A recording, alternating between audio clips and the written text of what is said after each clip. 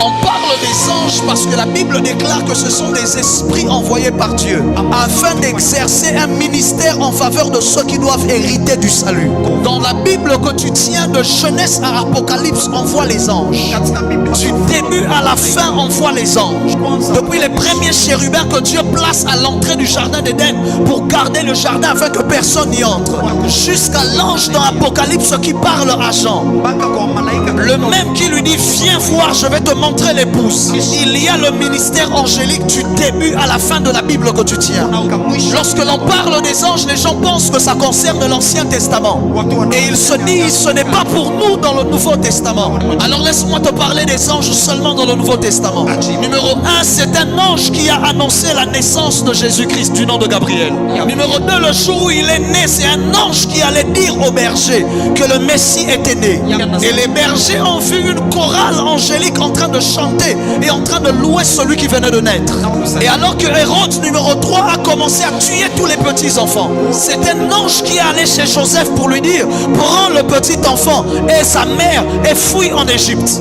C'est encore un ange après la mort de Hérode qui allait dire à Joseph reprends le petit enfant et rentre en Israël car ceux qui ont voulu à sa mort sont morts. Numéro 4 dans Matthieu 4, on voit que alors que Jésus est dans le désert, des anges sont venus le servir. Même le Jésus que tu pries, même le Jésus que tu sais a été aussi servi par des anges. Numéro 5, la Bible nous révèle dans Luc 15 le verset 10 que lorsqu'une âme se convertit, les anges dans le ciel sont heureux. Numéro 7, Jésus explique qu'à la mort ce sont les anges qui viennent prendre les justes pour les emmener dans le sein d'Abraham. Lorsqu'il parle de la parabole de Lazare, du pauvre et du riche, dans Luc chapitre 16 le verset 22. Numéro 8, un ange descendait à Bethesda guérir des malades malgré que Jésus était dans la ville opérant des miracles.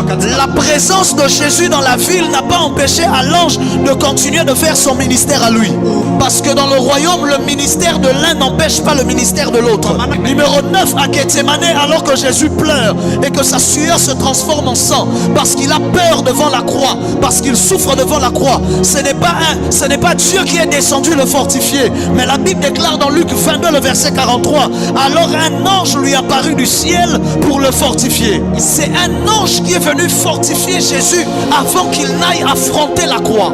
Numéro 10, à la résurrection de Jésus, c'est encore des anges qui sont apparus aux femmes pour annoncer en premier que le Messie était ressuscité. Ça veut dire qu'on les a vus à la naissance de Jésus, on les a vus à la mort de Jésus, on les voit encore à la résurrection de Jésus. Numéro 11, quand il est monté au ciel sur le mont des Oliviers, la Bible déclare que deux anges sont apparus. Acte 1 le verset 10 à 11. La Bible dit comme ils avaient les regards fixés vers le ciel pendant que Jésus s'en allait et qu'il partait, voici deux hommes vêtus de blanc leur apparurent et dirent hommes galiléens, pourquoi vous arrêtez-vous à regarder au ciel? Ce Jésus qui a été enlevé au milieu de vous viendra de la même manière que vous l'avez vu allant au ciel. Pour partir, il est parti avec des anges. Numéro 11, à son retour sera annoncé par des anges et par un archange. Paul dit dans les Thessaloniciens qu'à la voix de l'archange, l'on saura que le Seigneur est revenu.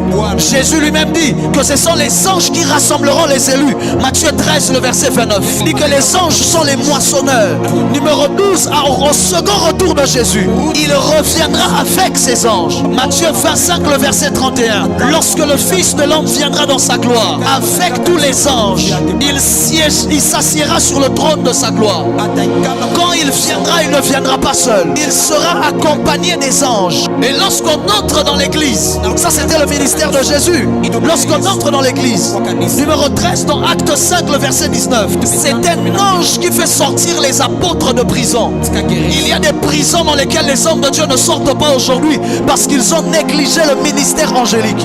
Numéro 14 dans Acte 8, le verset 26, la Bible dit que c'est un ange qui a indiqué à Philippe le chemin qu'il devait prendre, là où il a rencontré l'eunuque éthiopien. Numéro 15 dans Acte chapitre 10, c'est un ange qui apparaît à Corneille et lui dit envoie des gens à choper, appelle Pierre et Pierre va te prêcher l'évangile. l'évangile. Là où les anges ne prêchent pas l'évangile, parce que ce n'est pas leur ministère. C'est à nous, aux 5 ministères, apôtres, prophètes, docteurs, pasteurs, évangélistes, qu'il a été donné de prêcher l'évangile. Mais un ange a travaillé pour que Corneille envoie des gens chercher l'apôtre qui devait venir lui prêcher la bonne nouvelle. Numéro 16, c'est un ange qui a sorti Pierre de la prison dans Actes chapitre 12. Numéro 17, c'est un ange, toujours dans Acte 12, le verset 23, qui a frappé Hérode et Hérode est mort à cause de l'orgueil que Hérode commençait à avoir, parce qu'il tuait les apôtres.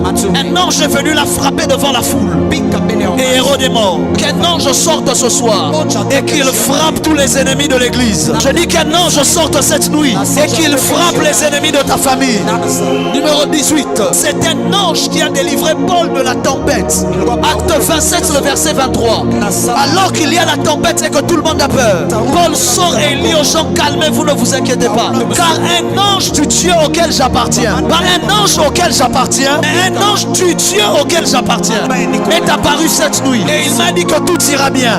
Je viens comme un ange du Seigneur pour toi. Je dis, je viens comme un ange du Seigneur pour toi, pour te dire, ne t'inquiète pas, malgré la tempête que tu traverses, malgré le vent qui souffle fort. 2025 sera une année de gloire. 2025 sera une année de prospérité. 2025 sera l'année de la double portion. Au nom de... Numéro 19. Ne parlons même pas de tous les anges qu'il y a dans l'Apocalypse. Depuis le premier chapitre d'Apocalypse jusqu'au dernier chapitre d'Apocalypse, on ne voit que les anges travailler. Demande-moi pourquoi. Parce que l'église est déjà partie. Il n'y a plus de membres, il n'y a plus d'apôtres, de prophètes pour travailler. Alors les anges qui étaient normalement en fonction dans l'Ancien Testament reprennent encore pleinement le contrôle des choses et se remettent à travailler. C'est comme ça que dans l'Apocalypse on ne parle plus des hommes qui font quoi que ce soit. On ne fait que parler des anges. Et un ange, et un ange. Parce que les anges ont récupéré le travail. Parce que l'église venait d'entrer un peu dans le repos. Ils ont dit à l'église, reposez-vous, laissez-nous travailler maintenant. Acclame le Saint-Esprit que je commence mon message.